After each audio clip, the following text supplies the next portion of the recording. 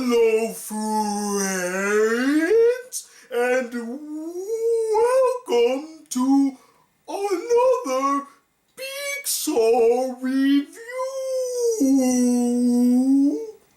Yeah, I know that was a pretty terrible well, wasn't it?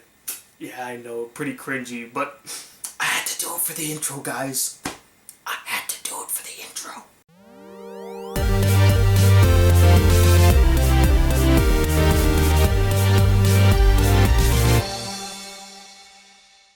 Now, before I begin this review, I must speak about the short that plays before this film called Piper. My goodness, guys. This is without question the most realistic looking animation I've ever seen Pixar do in any of their shorts or feature-length films. My goodness, it looked gorgeous. It looked like that was real water, real sand, real birds. Like, they even got the mannerisms of the birds down to a T. Down to a T. That short right there is like a 5 out of 5 out of its own. And honestly, in my opinion, it's worth the ticket price. Like, that short alone is worth the price of admission. Yes, Finding Dory is a really good film to watch too, but that short, my goodness, it is so good. Hey guys, the Black Critic Guy, and I'm here today to review the latest Pixar film, Finding Dory. I promise, that's the last time I'm going to try to speak well throughout the entire review. I won't do it again, I promise. Now, Finding Dory takes place 1 year after the events of Finding Nemo, where Dory starts getting some of her memories back, most specifically, her memories of her parents, which leads her to try to go find them. And so her, Marlin, and Nemo journey across the sea to help Dory find her parents. Now, to be honest, when I first heard the news that Pixar was making Finding Dory, I got really angry with Pixar. I mean, seriously? You're going to make a sequel to Finding Nemo, an excellent standalone adventure film and one of the best films to come out of your company. You're going to make a sequel to this film that doesn't even need a sequel to begin with. Really, Pixar? Really? It felt to me like an unnatural, unnecessary, and unwarranted sequel. A blatant cash grab made by this studio to milk their intellectual property for all that it's worth. Because the first one made a crap ton of money, why not give it a sequel? Even though there's not really a need to make a sequel based off of Finding Nemo. Not to mention, with Pixar's track record dealing with sequels and prequels outside of the Toy Story franchise, they haven't been too well. I mean, Cars 2, Monsters University, you catch my drift? So yeah, I had plenty of reservations when it came to Finding Dory. But the more and more I saw of the film, and the more and more I learned who was working on the film, I started going towards Finding Dory's side and getting pretty excited to see it. First off, they brought back my man, Andrew Stanton, my all-time favorite Pixar director who directed 2 of my favorite Pixar films, Finding Nemo, and my #1 Pixar film, WALL-E. And he also is the original writer and director of Finding Nemo. So the fact that he was writing the story and directing it again, I felt comfortable because this is kind of his story. The fact that he's coming back to tell the sequel to it, that gave me hope. I'm like, okay, well, it was his story to begin with, so he's gonna try to keep it in line with the original. He's gonna try to be respectful to the original. They brought back 2 of the leads, Ellen DeGeneres and Albert Brooks, to reprise their roles, so that was also good. And all the side characters that they showed in the trailers, they looked pretty interesting. They looked like a whole lot of fun. Like, there's this one octopus character that they show a lot in the trailers that I was like, that guy might just steal the show, isn't he? He's gonna be someone I'm gonna really end up liking, ain't I? Not to mention that it's very sea-themed. The movie is very sea-themed, and being an avid lover of marine life, especially whales, I just radiate towards films that deal with the sea, deal with the ocean. I mean, I grew up on an island and I loved whales growing up, so it's automatically gonna have my attention. So finally, the film has washed up, and what do I think of the film? Well, let's get into it. First off, and this goes without saying when it comes to Pixar, the animation is excellent. I mean, again, It's Pixar. They're going to have amazing animation. The sea looks so real, so vibrant. The backgrounds are really well done. The character designs are on point, especially with the new characters. They look freaking awesome. The voice acting as well was really solid. From the returning cast like Ellen DeGeneres as Dory and Albert Brooks as Marlin, to the new cast of characters. Like you have Eugene Levy and Diane Keaton as Dory's mom and dad. That was pretty interesting to learn. You even got the girl from Always Sunny in Philadelphia. She voices the whale shark. Ed O'Neill and Ty Burrell, both from Modern Family, who voices Hank the octopus, and then Ty Burrell voices a beluga whale. That was pretty interesting to hear. But my two favorite voice actors in the entire film was Idris Elba and Dominic West as these two sea lions.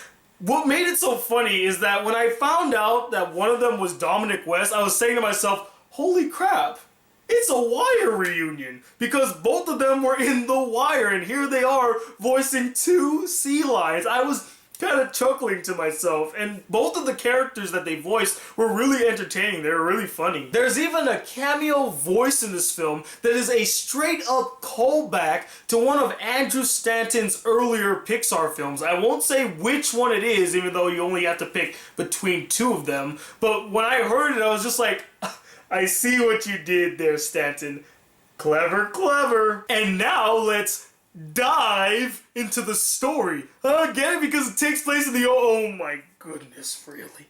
Really, Tony? Are you even surprised at this point? Now the story, for the most part, isn't a complete rehash of the original film. Yeah, sure, there is a point in time in the story where Dory does get taken and Marlin and Nemo have to go and find her, as the title states, but the main focus, the main story of this film is about Dory trying to find her parents. That's where the center of attention lies. And for what it's worth, I thought the story was interesting, it was well told, and was very entertaining, especially because the story takes place in this one location that I thought made for a lot of interesting scenarios and a lot of peril and a lot of fun. And in typical Pixar fashion, there are moments in the story that do tug at your heartstrings. Now, for me personally, they weren't as emotionally impactful as previous Pixar films, but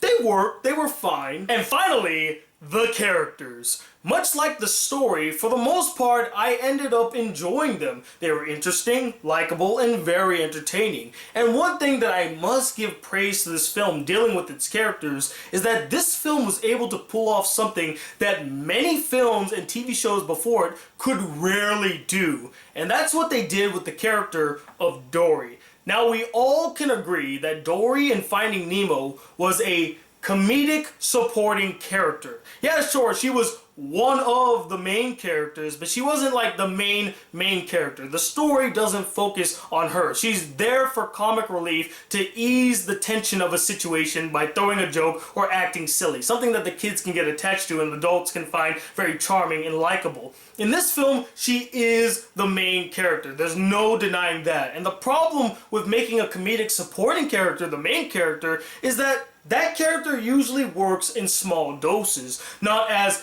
the main center point of a story. Here they make her the main center point, and to be honest, she transitions quite well into main character status, like being the main character of a film. She was likable. I really rooted for her. I was attached in her journey, and she wasn't really that annoying. One thing I was scared is that they were going to overdo the character, like make her to the point where she just came off as annoying because she's very forgetful, very silly, very like overly positive, overly optimistic, and I thought I was going to end up hating the character because she got so much attention, but actually it worked. Dory was a great main character. But besides Dory, there were other characters that really stood out and that I really got a kick out of. In fact, I'd go as far to say that I fell in love with some of these characters. That's how great and memorable they were to me. 4 in particular. Now, I did mention these characters previously, but I'm going to mention them again real quick. The first 2 are the 2 sea lions. Again, they had some of the funniest and most memorable scenes in the entire film, and they were a hoot,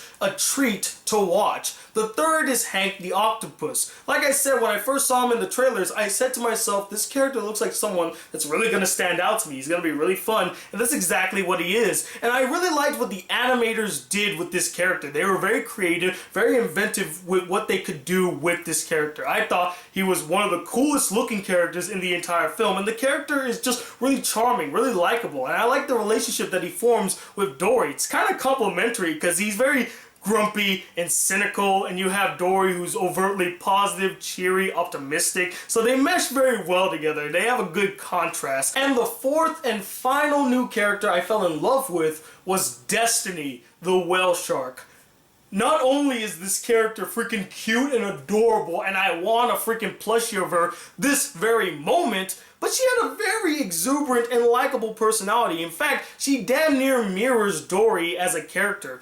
Both are very cheerful, both are very positive, both are very lighthearted, both have disabilities. I mean, they mesh really well together, and it makes sense why they became friends. But unfortunately, and I might get some hate for saying this, I do have a couple issues with Finding Dory. Please don't kill me. My first issue with this film deals with Marlin and Nemo. In my opinion, they felt terribly sidelined in this story. Yeah, they had something to do, but their little side adventure wasn't all that enthralling, and it didn't really get that much focus or attention. I would have really loved to see Marlin and Nemo incorporated in this journey a bit more. Another issue dealing with the character in this film is this one beluga whale voiced by Ty Burrell.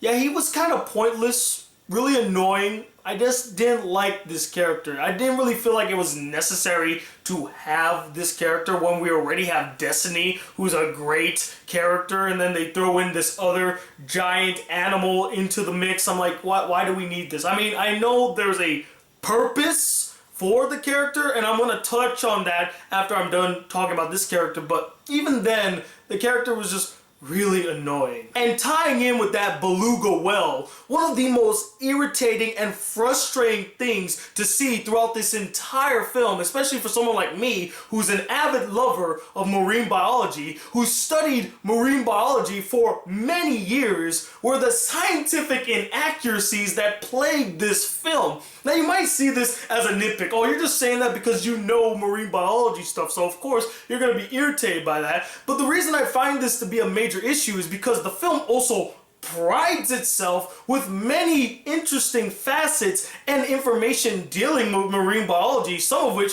are actually pretty accurate. But then there are other ones that kind of negate all the accurate information that they give you and give you these fantasy stuff that just kind of irked me. I'm like, that's not how that works. The most frustrating one of all that's used as a plot device for this film is the echolocation. Now, the beluga whale can't use his echolocation throughout the film until like literally nearing the end of it. He starts using it, and the way that they use it just kind of angered me because it's so inaccurate. It's so wrong. To all the kids out there who watch my reviews and plan to watch Finding Dory, I want you to know that the way they use echolocation in this film is entirely wrong. It's pure fantasy. Sure, there are some elements of it that they do get right, but a majority of it is incorrect. It's inaccurate, and it's actually irresponsible for them to show echolocation in this fashion, especially for kids. I mean, come on, guys. You're better than that. If you could do so much research on how birds can move and how water and sand look, do some research on how echolocation actually works. And yet again, here's another issue I found with the film dealing with a certain character. This time, it's with Hank the Octopus. Now, I still love the character. I still stand by everything I said about the character previously. In fact, my issue isn't really with the character himself, but what they didn't do with the character. I felt like the creators should have fleshed out Hank's backstory a little bit more so we get some insight as to why Hank is so adamant not to return to the sea, because the character makes it a vocal point to tell Dory he never wants to go back to the sea, but never explains why he doesn't want to go back to the sea. Does he have a tragic backstory? Is he fearful of an enemy? Like, what is the reason? And considering that he's an octopus, one of the biggest predators in the ocean, and has very few enemies, it doesn't really make any logical sense why he wants to remain in an aquarium behind glass walls. Like, why does this character feel more comfortable in an aquarium than out at sea, in the open ocean? What is the reason? There really isn't a reason given. He's just like, sea's scary and I don't want to go back. It's not a valid reason. Explain, movie, explain. But overall, guys, besides some flaws here and there, Finding Dory is a fun, enjoyable, entertaining, and solid Pixar film that I do recommend for anyone who's a fan of Pixar and a fan of Finding Nemo. It's not as great as Finding Nemo, but at least it's not as bad as Cars 2. And that's why I'm going to give it a 4 out of 5 stars. I think that it is definitely worth watching. But as always, what did you guys think of this film? Did you love it to death? Do you think it's the best sequel Pixar has ever made? Or is it finally really boring and dull, lackluster? You don't understand why they made the sequel to begin with? And let me know, what is a Pixar film you're dying to see a sequel to? And I know what a lot of you are going to say, oh, Incredibles 2, Incredibles 2, Incredibles 2, Tony, Incredibles 2. How about pick an answer that isn't so cliche? Everybody says Incredibles 2. Pick another one. Comment below, let me know. And unfortunately, I'm going camping this weekend, so you might not see a lot of videos from me this weekend. I know I'm really slacking, but again, I'm on vacation. I'm trying to spend it with my family while I'm out here, so I apologize in advance, but again, I love spending time with my family. So enjoy this review, and I will be back with more movie reviews, anime reviews, and I actually am going to be returning to Orlando next week. So stay tuned for the return, and until then, guys, if you'd like to see more videos on this channel and be a part of the Black Critic crew, please hit that subscribe button below, like this video if you really enjoyed it, and I'm Tony II, the Black Critic Guy. Till then, just keep swimming, just keep swimming, swimming, swimming. Peace, YouTube!